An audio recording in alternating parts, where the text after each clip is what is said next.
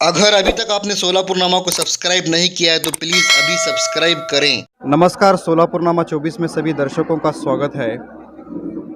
आज हमारे साथ में सोलापुर शहर के तंजीम हमदर्द इंसानियत के सदर मौलाना महबूब नदाफ़ हैं। हम उनसे कुछ बात जानने की कोशिश करेंगे।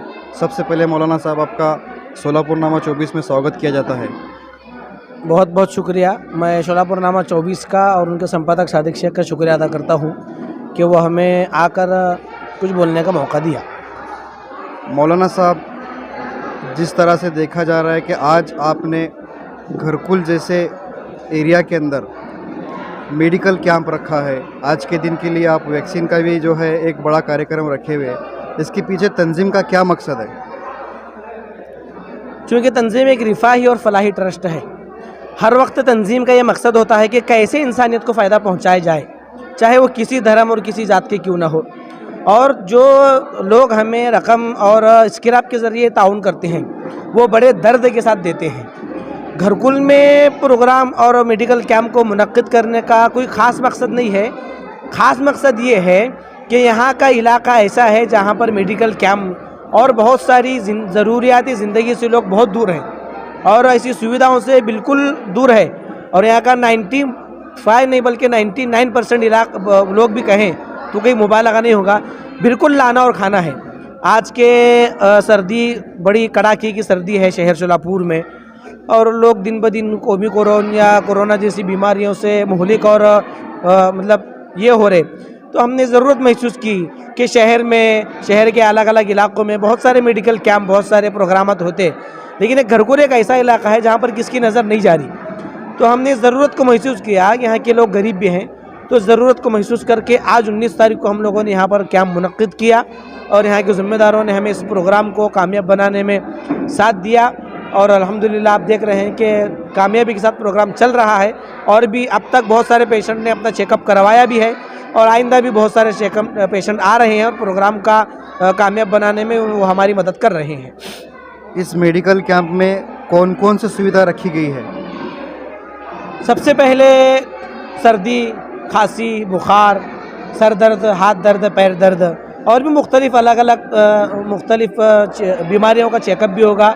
और चेकअप ही नहीं सिर्फ, और दवाइयाँ भी मुफ्त दी जाएगी। और उसके अलावा अब प्रशासन की तरफ से जो कोविड के मुतालिक, कोविड लसीकरण के मुतालिक जो भी गाइडेंस दी जा रही है उसको भी सामने रखकर यहाँ के लोगों के लिए, यानी जो कैंप में आएगा अपने बशासत से जो कोविड लसीकरण लेगा उसके लिए कोविड लसीकरण की और वैक्सीनेशन की भी सुविधा रखी गई है। आपकी तंजीम सोलापुर शहर में कितने वर्ष से काम कर रही है? अल्हम्दुलिल्लाह सुम्मा अल्हम्दुलिल्लाह, गुज़िश्ता 2 साल से कामयाबी के साथ एक मिसाली और मुनफरिद अंदाज में हमारी ट्रस्ट अल्हम्दुलिल्लाह काम कर रही है। ये तमाम कामयाबियों का, प्रोग्राम के कामयाबियों का पूरा नतीजा और पूरा इसका जिसको हम ये कहेंगे मेहनत हमारे तमाम दोस्तों को जाती है। उन्हीं की मेहनतों से और उन्हीं के जद्दोजहद से तमाम प्रोग्रामात अल्हम्दुलिल्लाह कामयाब होते हैं और आइंदा भी उनकी इसी तरह साथ की मैं उम्मीद करता हूँ। देखा जाए तो 1-2 वर्षों में हम न्यूज़ माध्यम से देख रहे हैं कि आपकी तंजीम शहर में सक्रिय है, लेकिन आज तक ये बात समझ में नहीं आ रही कई लोगों को कि आपकी तंजीम का मकसद क्या है।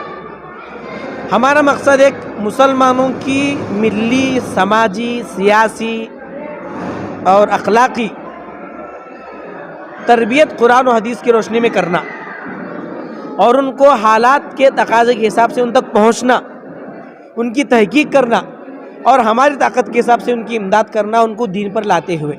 एक दूसरा मकसद बिरादरान वतन और हमारे दरमियान में जो गलतफहमियाँ हैं उसको दूर करना। आज का जो प्रोग्राम है, हमने शुरू में प्रोग्राम में कहा था और अब भी कह रहे हैं, आज के प्रोग्राम का दरवाज़ा हर उस जात, हर उस व्यक्ति के लिए खुला है जो जिसको इंसान का खिताब दिया गया। इंसान, मानवता की बुनियाद पर हम लोग काम करते हैं। हमारा मकसद ये है कि हम बिरादरान वतन को करीब करें, उनको समझाएं। हमारा चेहरा, हमारी दाढ़ी, हमारी टोपी, हमारा जुब्बा पैजामा मौजूदा हुकूमत ने हमारे बिरादरान वतन जो भोले भाले हैं बेचारे, उन तक एक गलत तरीके पर पेश किया है कि ये लोग दहशतगर्द हैं, ये लोग मुल्क को नुकसान पहुंचाने वाले हैं। अगर ये सवाल पूरे मुल्क के फ़िरका परस्त ताकतें अगर हमसे करती है कि तुमने मुल्क के लिए क्या किया और तुमने मुल्क के इंसानों के लिए क्या किया और तुम मुल्क से मोहब्बत करते हो, इसका क्या सबूत है। अगर ये लोग पूछते हैं तो हम ये कहते हैं कि आज का मेडिकल कैंप उनके मुंह पर तमाचा है। और लॉकडाउन का पूरा अरसा देख लें आप, मुसलमान दूसरे कौम के थे लेकिन सहरे फहरिस्त पूरे मुल्क भर के मुसलमानों की और पूरे मुल्क भर की इंसानियत की इमदाद मदद करने में मुसलमान था आगे। मुसलमानों ने अपने प्लॉट बेच करके इंसानियत की मदद की और भी बहुत सारे साजो सामान जो खुद को उनको ज़रूरत थी वो बेच करके लोगों की इमदाद की।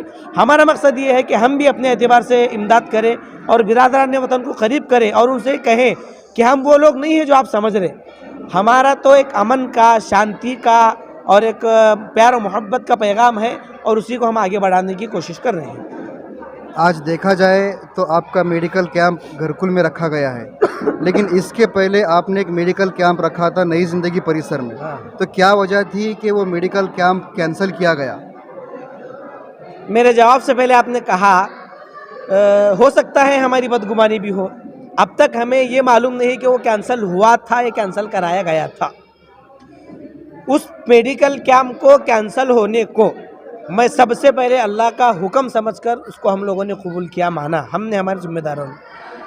और मेडिकल कैंप कैंसिल होने में नुकसान हमारा कहाँ हुआ? नुकसान उन लोगों को हुआ जो आज की तरह आज के नए घरकुल में जो मेडिकल कैंप हुआ, कल बहुत सारी यतीम बच्चियाँ, गुज़िश्ता रात में कल बहुत सारे गरीब जिनके पास बुखार से लथपथ थे, सर्दी में लथपथ थे और भी बहुत सारी मुहलिक बीमारियों में मुब्तला थे, वो लोग ये उम्मीद लेकर बैठे कि सुबह उठते ही हम जाकर मेडिकल चेकअप कराएंगे। तो अल्हम्दुलिल्लाह है कि लोगों ने, यहाँ की पुलिस प्रशासन ने और यहाँ के शासन ने भी हमें साथ दिया। हम लोगों ने आज का प्रोग्राम कामयाब तक पहुँचाया।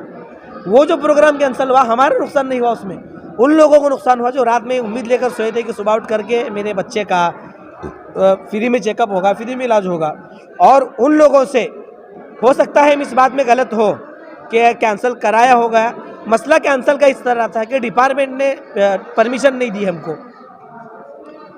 ये हम कह सकते हैं खुले तौर पर बर्थडे पार्टियां बगैर परमिशन की हो रही थी, सियासी प्रोग्रामात, राजकीय प्रोग्रामात बगैर परमिशन के हो रहे थे। हमारे जहनों में ये बात थी कि ये भी प्रोग्राम जो मानवता के हित में है, इंसानियत को फ़ायदा पहुंचाने वाला प्रोग्राम है, तो इसके लिए क्या परमिशन, ऐसा हमारे जहन में था। इसके बावजूद हम हमारी गलती को मानते हैं कि हमने परमिशन नहीं ली उस प्रोग्राम की। लेकिन मैं शासन से गुजारिश करता हूं कि जिन प्रोग्रामात से इंसानियत को और मानवता को फ़ायदा पहुंचता है वो प्रोग्राम में आप हमारा साथ दें, हमारा सपोर्ट करें।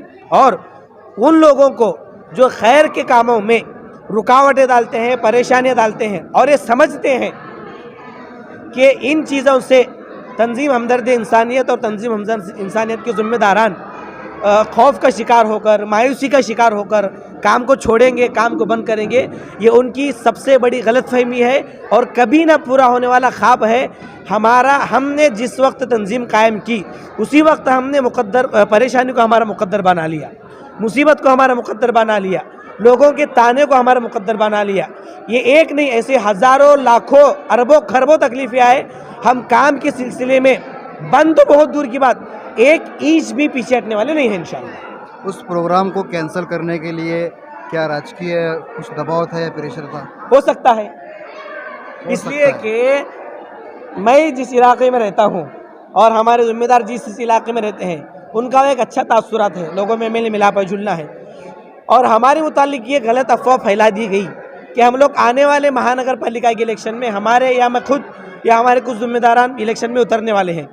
और जाहिर बात है जब हम जैसे लोग इलेक्शन में उतरेंगे तो इनके सब काले चिट्टे बंद हो जाएंगे। ये डर था वहाँ के लोगों को, तो हो सकता है कि उनको डर था कि ये लोग इलेक्शन में उतरेंगे और इनके काम की बुनियाद पर चुन कर भी आएंगे अल्लाह के फजल से। फिर उनके जो करप्शन का मामला था, जो कौम की दलाली करने का मामला था और कौम के नाम पर कौम को बेच कर आने का मामला था, शायद वो हो सकता है बंद हो सकता था।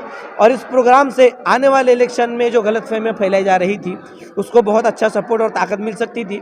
हो सकता है, मैं गलत भी हो सकता हूँ, हो सकता है कि राजकीय लोगों ने प्रोग्राम को कैंसिल कराया होगा। और मैं फिर एक मरतबा वो जुमला कहना चाहता हूँ, रुकावटें डालने से, एक दो प्रोग्राम होने से हमारी हिम्मत पस्त नहीं होने वाली है। हमारी तारीख़ ये है कि हम खून के बहरे कुलजुम से अजीमत और जुर्रत की नई दास्तां लिखा करते हैं। अच्छा, तंजीम का मकसद आने वाले वक्त में राजकारण है या समाजकारण है? अल्हम्दुलिल्लाह सुम्मा अल्हम्दुलिल्लाह, अब तक सिर्फ़ और सिर्फ खिदमत के लाइन से और समाजकारण ही को हम लोगों ने सर फहरिस्त रखा है। और हमारा मकसद भी यही है कि ज़्यादा से ज़्यादा लोगों को फ़ायदा हो, समाजकारण हो। राजकीय लोगों के साथ हमारे ताल्लुकात हैं, लेकिन हमारा राजकीय बैकग्राउंड और राजकारण में किसी तरह का, चाहे कोई भी पार्टी हो, किसी तरह का कोई हिस्सा नहीं है।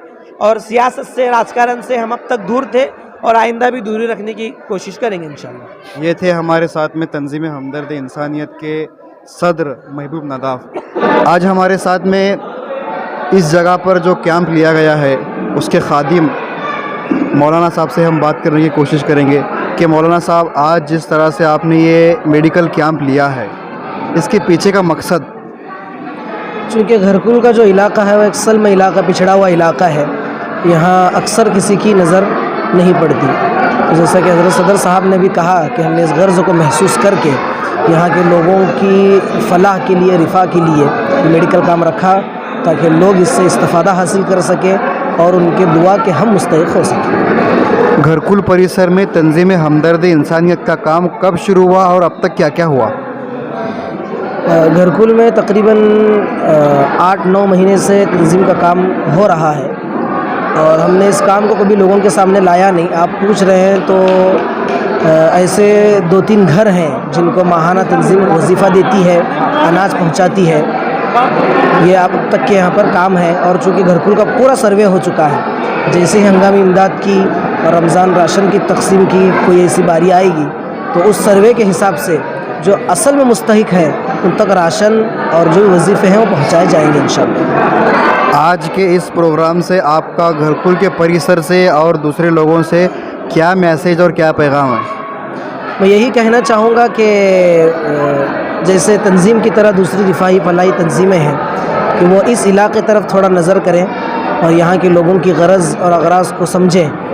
और मैं यह मेरा अकेले के बस की बात तो नहीं थी कि मैं ये कर सकूं, तो वो तमाम ज़िम्मेदारान जो मेरे साथ खड़े रहे और इस प्रोग्राम को कामयाब होने में मेरा साथ दिया, और ख़ुसूसन मैं डॉक्टर हज़रात का भी शुक्रिया अदा करता हूँ कि वो हज़रात आए और अपना कीमती वक्त यहाँ पर दिया। और मैं अहलियान घरकुल का भी तहे दिल से शुक्रिया अदा करता हूँ कि वो यहाँ पर ज़्यादा से ज़्यादा शामिल होकर हमको शुक्रिया का मौका दे रहे हैं, खिदमत का मौका दे रहे हैं। ये थे सोलापुर में जिस तरह घरकुल में आज कैंप हो रहा है इसके सदर। हम आने वाले वक्त में और भी इनसे मुलाकात करते रहेंगे। तंजीम का जो काम है वो पब्लिक में हम हमारे माध्यम से बताते रहेंगे। मैं सोलापुर नामा 24 न्यूज़ चैनल से सादिक शेख।